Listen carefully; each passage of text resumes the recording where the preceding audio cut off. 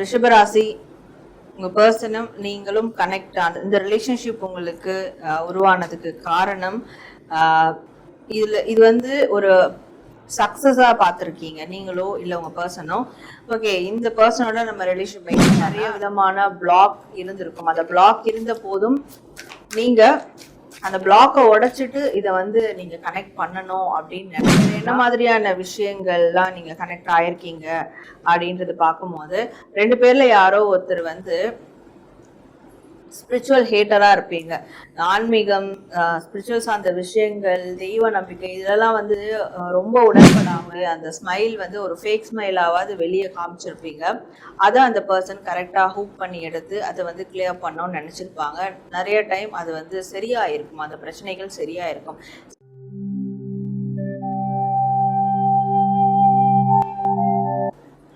Hello, வணக்கம். நடப்பது எல்லாம் நன்மைக்கு, நன்மையாய் நடந்த எல்லாவற்றுக்கும் நாம் பிரபஞ்சத்துக்கு நன்றி சொல்லுவோம். Welcome back to our Sara healing channel.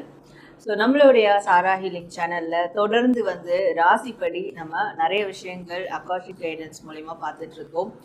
அந்த விதத்தில் இன்னைக்கு நம்ம பார்க்கக்கூடிய டாபிக் ஆனது என்னன்னா, எல்லார் மனதுக்குள்ளேயும் ஒரு கேள்வி இருக்கும். எஸ்பெஷலி நீங்கள் வந்து ரிலேஷன்ஷிப்பில் இருக்கிறீங்கனாலும் சரி, மேரேஜ் ரிலேஷன்ஷிப்பில் இருக்கிறீங்கனாலும் சரி, நம்ம எல்லாருக்குள்ளேயும் ஒரு கேள்வி இருக்கும்.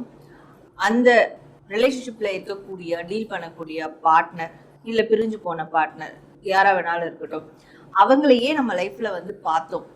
என்ன ரீசன், எதுக்காக இந்த இயற்கை பிரபஞ்சம் அவங்களோட நம்மளை சேர்த்து வச்சுது, இதுக்கு ஏதாவது பூர்வ ஜென்ம பந்தம் இருக்கா அப்படின்ற மாதிரிலாம் நிறைய கொஸ்டின் இருக்கும். எனக்கு வரக்கூடிய கிளைண்ட்ஸுமே நீங்கள் நிறைய பேர் வந்து ட்வின் ஃப்ளேமா, சோல்மேட்டா, பாஸ்ட் லைஃப் கனெக்ஷன் இருக்கா, அதெல்லாம் நிறைய கேட்டிருக்கீங்க.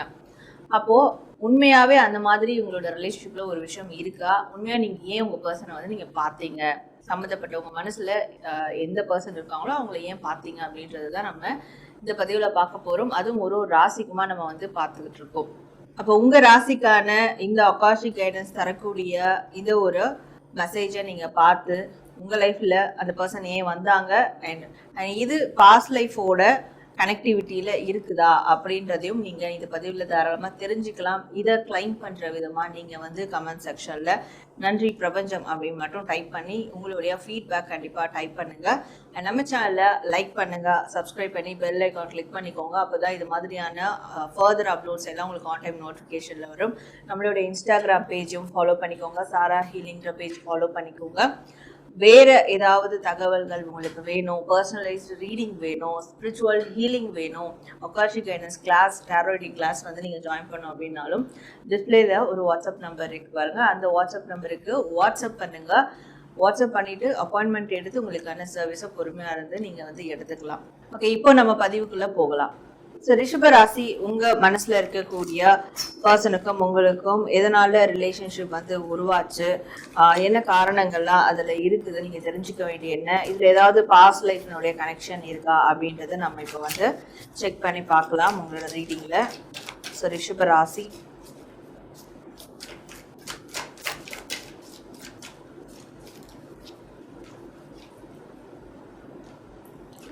ஸோ ரிஷபராசி உங்கள் பர்சனும் நீங்களும் கனெக்ட் ஆன இந்த ரிலேஷன்ஷிப் உங்களுக்கு உருவானதுக்கு காரணம் இது வந்து ஒரு சக்ஸஸாக பார்த்துருக்கீங்க நீங்களோ இல்லை உங்கள் பர்சனோ.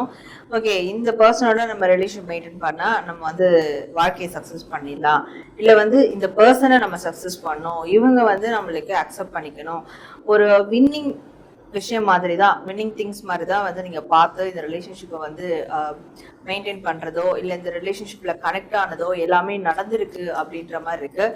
இந்த ரிலேஷன்ஷிப்பில் நிறைய விதமான பிளாக் இருந்திருக்கும். அந்த பிளாக் இருந்த போதும் நீங்கள் அந்த பிளாக்கை உடைச்சிட்டு இதை வந்து நீங்கள் கனெக்ட் பண்ணணும் அப்படின்னு நினச்சது தான் அந்த வின்னிங் திங்ஸ் அப்படின்னு சொன்னது. ஸோ ஏதோ ஒரு விஷயம் நீங்கள் வந்து இழந்திருப்பீங்க, அது இந்த ரிலேஷன்ஷிப் மூலிமா உங்களுக்கு வந்து அதனுடைய தாக்கம் இந்த ரிலேஷன்ஷிப்பில் குறைக்கணும் அப்படின்னு நினச்சிருப்பீங்க.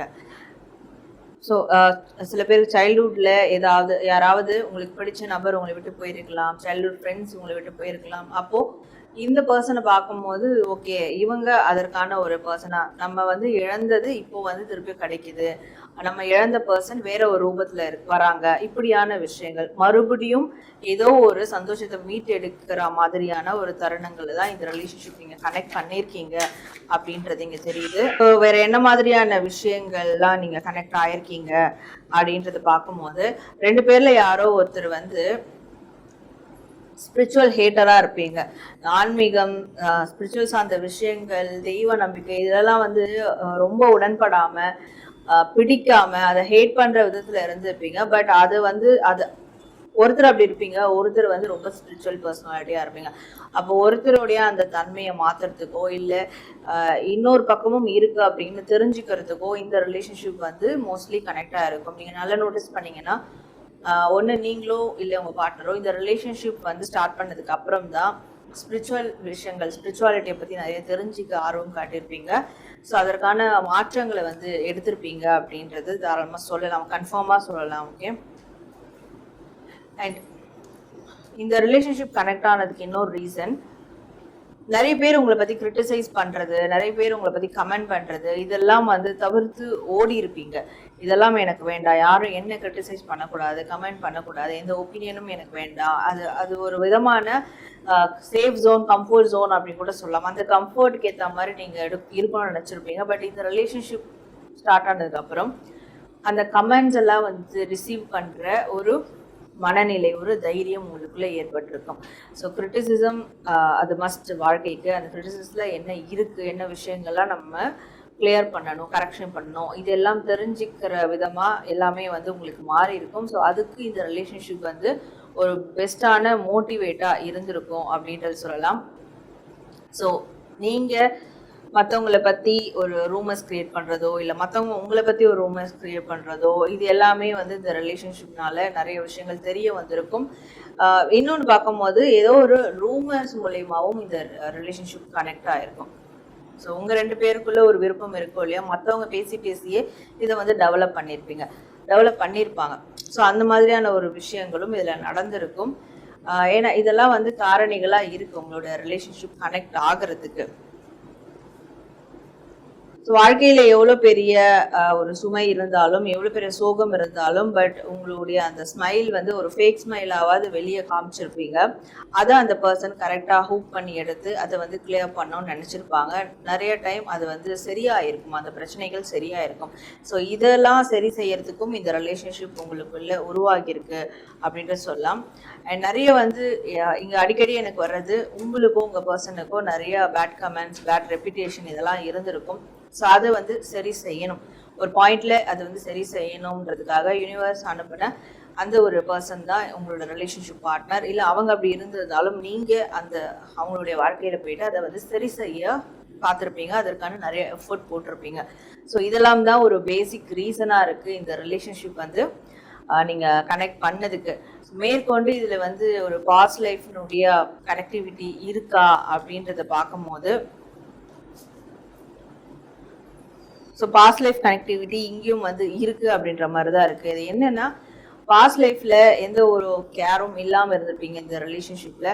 பட் அது வந்து நாளடைவில் அது மிகப்பெரிய ஒரு பிரச்சனையோ இல்லை இந்த ரிலேஷன்ஷிப்ல இருந்து ஒரு பர்சன் விலகி போகிறதோ இருந்திருக்கும். ஒருத்தர் ஏமாத்திட்டு இன்னொருத்தர் போயிருந்த மாதிரி இருந்திருக்கும். ஸோ அந்த ஏமாற்றங்களை தாங்கிக்க முடியாமல் அதை வந்து இங்கே சரி செய்யணுன்றதுக்காக மற்றவங்க அந்த இன்னொரு நபருடைய தவறை சுட்டி காட்டணும், அவங்கள வந்து அந்த தப்பை உணர வைக்கணும் அப்படின்றதுக்காக இந்த ரிலேஷன்ஷிப் இந்த லைஃப்ல வந்து இங்கே கிரியேட் ஆகி போயிட்டுருக்கு. அப்படின்றதுனால தான் இந்த ரிலேஷன்ஷிப் இன்னும் கொஞ்சம் டாக்ஸிக் லெவலில் இருக்குது. ஸோ அதான் யூனிவர்ஸ் உங்களுக்கு தரக்கூடிய ஒரு மெசேஜாக இருக்குது. நேர்களே, உங்கள் ராசிக்கான உங்கள் மனசில் இருக்கக்கூடிய அந்த பர்சனை ஏன் மீட் பண்ணீங்க, அண்ட் அது பாஸ்ட் லைஃப் கனெக்ஷனாக இல்லையா அப்படின்றத நீங்கள் தெரிஞ்சுக்கிட்டீங்க. ஸோ இதை கிளைம் பண்ணுற விதமாக கமெண்ட் செக்ஷனில் பிரபஞ்சத்துக்கு நன்றி சொல்லும் வகையில் நன்றி பிரபஞ்சம் அப்படின்னு டைப் பண்ணி உங்களுடைய ஃபீட்பேக் கண்டிப்பாக கமெண்ட் பண்ணுங்கள். நம்ம சேனலை லைக் பண்ணுங்கள், நிறையா ஷேர் பண்ணுங்கள், சப்ஸ்கிரைப் பண்ணி பெல் ஐக்கான் கிளிக் பண்ணிக்கோங்க. இது மாதிரி வேறு என்ன டாபிக்ஸ்லாம் பேசலாம் அப்படின்றதையும் நீங்கள் தாராளமாக கமெண்ட் செக்ஷனில் தெரியப்படுத்துங்க. அதையும் ஃப்யூச்சரில் தாராளமாக பண்ண ஆரம்பிக்கலாம். ஸோ உங்களை நான் அடுத்து வேறு ஒரு நல்ல டாப்பிக்கோட மீட் பண்ணுறேன். And this is Sarah from Sarah Healing. நன்றி.